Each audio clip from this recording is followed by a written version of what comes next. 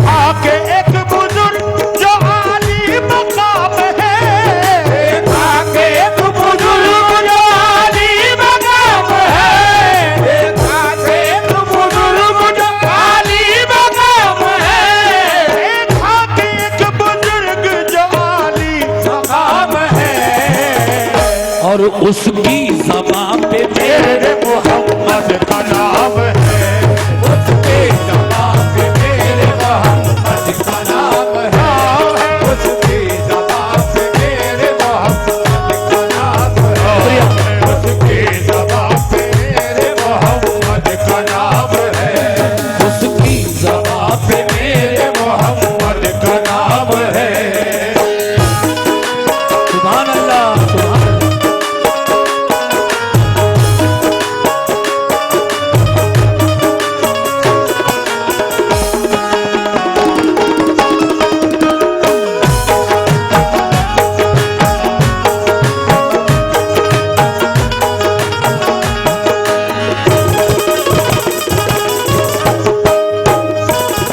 ये और 50 रुपए का नजराना आया है।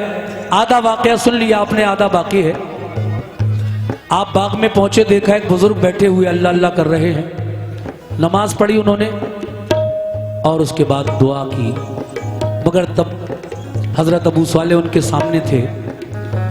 आपने सलाम किया, उन्होंने सलाम का जवाब दिया। फिर आपने यानी हजरत अबू साले गौस पाक के वालिद ने पूछा, हुजूर ये आपके बाग हैं क्या? वो कहने लगे जी। क्या हुआ? कहा हुजूर बात ये है कि आपके बाग का एक सेब टूटकर दरिया में गिरकर नदी में बहता हुआ जा रहा था। मुझे कई दिन की भूख थी, मैंने वो सेब पानी से उठाकर खा लिया, मगर वो आपसे इजाज़त नहीं ली थी मैंने, इसलिए यहाँ तक आया हूँ कि आप मुझे माफ़ कर दें। आप मेरी गलती, मेरे गुनाह को जो है माफ़ कर दें, इसलिए मैं चल कर आया हूँ। तो वो एक नज़र देखने लगे नीचे से ऊपर तक कि एक सेब बगैर इजाज़त खाने का ये इतनी मेहनत करके ये नौजवान लड़का है, यहाँ तक आया है। समझ गए आप, क्योंकि वो भी तो अल्लाह के वली थे। वो गौस पाक के नाना थे जो बाग की रखवाली कर रहे थे अपने।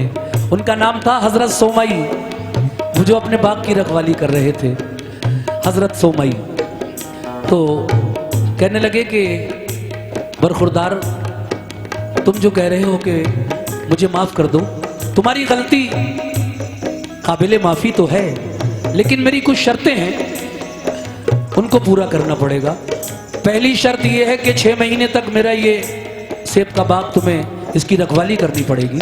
बोलो मंजूर? हुजूर फरमाने लगे गौसे पाक के वालिद, हुजूर मंजूर है, करूँगा मैं। 6 महीने तक आप उस बाग की रखवाली करते हैं। तो फिर पूछा, हुजूर अब माफ़ी हो गई कि नहीं हुई है? कहा भी एक बात और सुनो, एक शर्त मेरी और है आखिरी, उसको पूरा करना है तुम्हें। अगर वो पूरी कर दी तो समझो कि माफ़ी, वरना ऐसे नहीं। वो शर्त क्या थी सुनिए।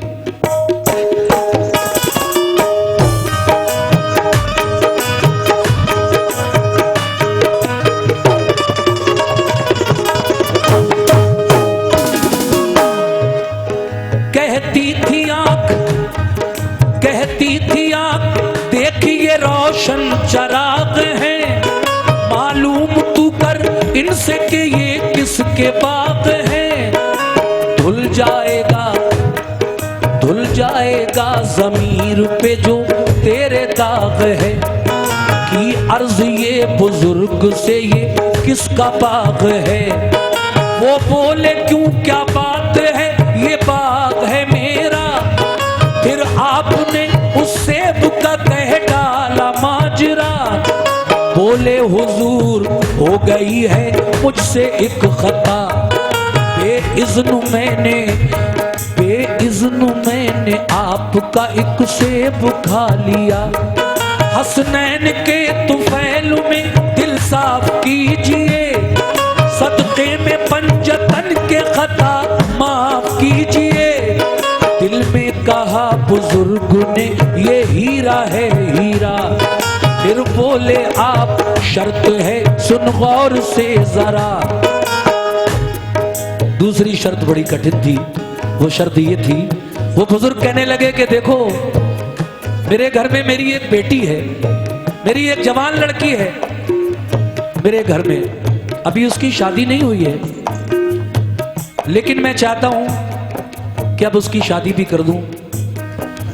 लेकिन वो है कैसी? आंखों से अंधी है। वो बुजुर्ग कहते हैं कि मेरी बेटी आंखों से अंधी है, कानों से बहरी है, पांवों से लंगड़ी है और मुंह से गूंगी है। फिर भी शादी उसी लड़की के साथ तुम्हें करना है, तब तुम्हारी माफी होगी। उसी लड़की के साथ शादी करोगे, बोलो मंजूर है कि नहीं? तो गौसे पाक के वालिद कहते हैं हुजूर मुझे ये शर्त भी मंजूर है। हाँ, सुभान अल्लाह। कैसे? ये भी सुनो, वो कहते हैं कि ये भी सुनो बेटी है मेरी पाँव से लंगड़ी, कुछ बोलती नहीं है कि है मुंह से वो गूंगी, आंखों से है अंधी तो है कानों से वो बहरी। तुम खूब दिल में सोच लो ये बात है गहरी। अल मुख्तसर जब अक़्द उस लड़की से हो गया, कमरे में देखा रात को एक चांद सा टुकड़ा। अंधी कहाँ गई मेरी दिल सोचने लगा, शायद ये कोई दूसरी है, दिल ने ये कहा। खामोश उधर लड़की थी अपना झुकाए सर, खामोश उधर लड़की थी अपना झुकाए सर, खामोश उधर लड़की थी अपना झुकाए सर, खामोश उधर लड़की थी अपना झुकाए सर। और वो रहे नमाज में मशगूल रात भर, और वो रहे नमाज में मशगूल रात भर, और वो रहे नमाज में मशगूल रात भर।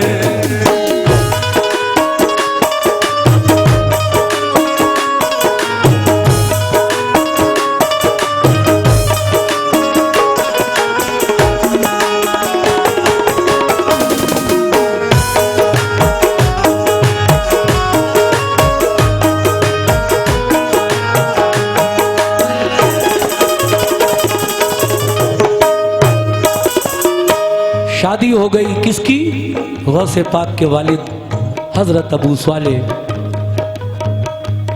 की, उन बुजुर्ग की बेटी के साथ, हजरत सौमई की बेटी के साथ। तो देखिए जब दुल्हन घर पे आई,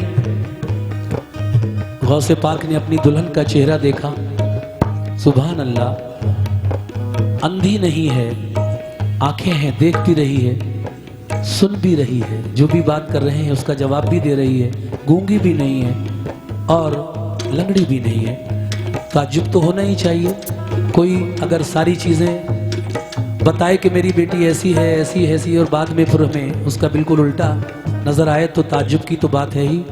आपने मुसल्ला बिछाया शादी की पहली रात और नमाज पढ़ते रहे, सुबह नमूदार हुई, फजर की नमाज पढ़ी आपने और आप पहुंच गए उन्हीं बुजुर्ग के पास जिन्होंने ये अब कहा था मेरी बेटी लंगड़ी है, अंधी है, बहरी है, गूंगी है।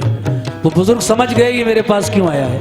कहने लगे बरखुरदार, मैं समझ गया कि तुम इतने सुबह क्यों आए हो, शायद इसलिए कि मैंने कल तुमसे झूठ बोला था। नहीं, ऐसा नहीं है। झूठ बोलना मुसलमान के लिए गुनाह अजीम है, बहुत बड़ा गुनाह है। बातें सब है मेरी बेटी में, लेकिन मैंने तो तुम्हारा इम्तिहान लिया था ए नौजवान। शब्द ये सारी बातें मेरी बेटी के अंदर मौजूद हैं। अब मैं तुम्हें समझाता हूं ताकि तुम समझ जाओ कि मैंने ये क्यों कहा तुमसे। सुनिए इस बंद में कैसे।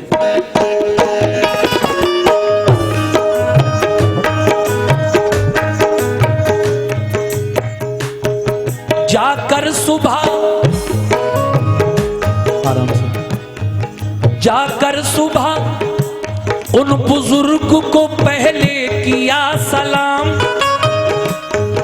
देकर दुआ बुजुर्ग हुए उनसे हम कलाम, के चेहरा अजी चेहरा तुम्हारा कहता है ये रात का पयाम। मैं झूठ नहीं बोला, तुमसे सुन लो नेक नाम। क्योंकि मोमिन के लिए झूठ गुनाहे अजीम है, इस बात का गवाह मेरा रब्बे करीम है। सुनो, देखा ना किसी गैर को मेरी बेटी ने आज तक, देखा ना किसी गैर को, अंधी है इसलिए, और बाहर ना निकली घर से वो लंगड़ी है इसलिए। वो झूठ नहीं बोलती गूंगी है इसलिए, गीबत नहीं सुनती है वो बहरी है इसलिए। अल्लाह के करम से ये मासूम कली है, अल्लाह के करम से मासूम कली है, अल्लाह के करम से मासूम कली है, अल्लाह के करम से ये मासूम कली है। और बेटी मेरी कुरान के साए में पली है, कुरान के साए में पली है, कुरान के साए में पली है, कुरान के साए में पली है, बेटी मेरी कुरान के साए में पली है। सुभान अल्लाह।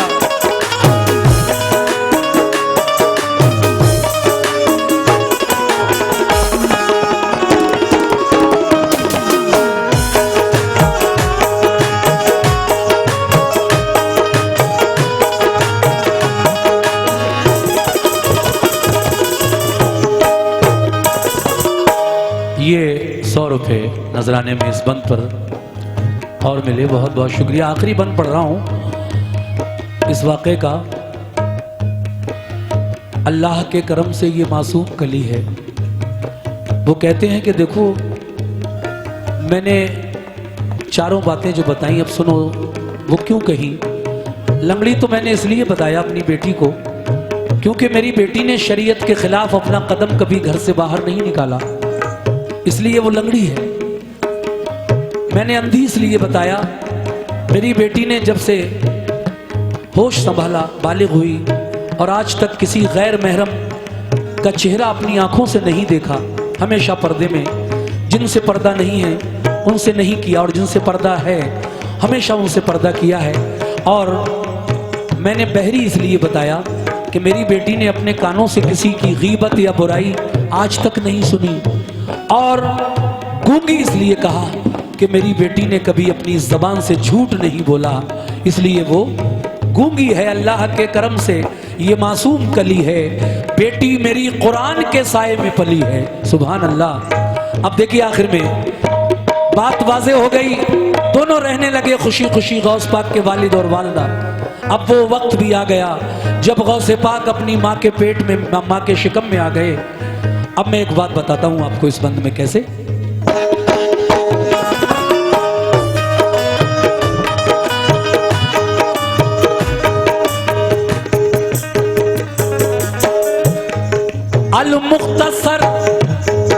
अल मुख्तसर वो रहने लगे, फिर हंसी खुशी यादें खुदा में कटने लगी उनकी जिंदगी।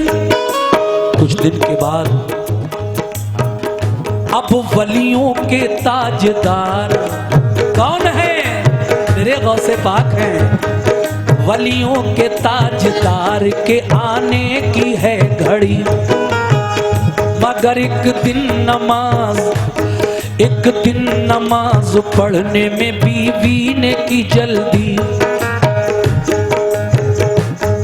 एक दिन नमाज पढ़ने में बीवी ने की जल्दी।